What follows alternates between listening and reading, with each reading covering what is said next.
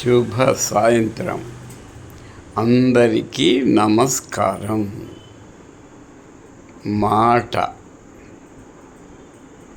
మాటే మంత్రము అన్నాడు ఒక కవి.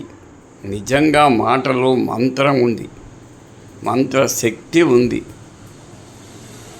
ఎదుటి వాళ్ళను వశపరుచుకునేటువంటి శక్తి ఒక మాటలో ఉంది.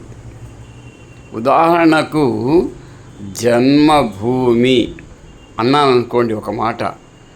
అప్పుడే ఆ మాట విన్న వాళ్ళలో ఒక్కొక్కరిలో ఒక్కొక్క మనోభావం ఏర్పడుతుంది.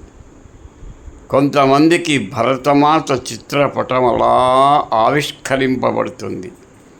మరికొంతమందికి మన జాతీయ జెండా, 3 రంగుల జెండా, అశోక చక్రము కలిగిన 3 రంగుల జెండా రెపరెపలాడినట్లు గోచరిస్తుంది.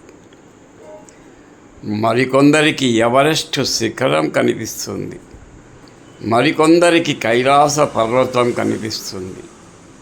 మరికొందరికి గంగానది హిమాలయముల నుంచి హరిద్వార్ దగ్గర భూమిని ప్రవేశించి అలా ప్రవహించిన పుణ్యభూమి కనిపిస్తుంది.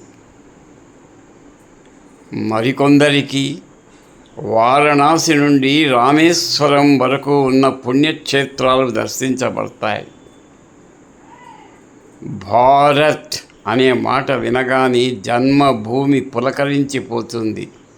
మనలో దేశభక్తి అలా విజృంభించి రెపరెపలాడుతూ బయటికి వెలువడుతుంది.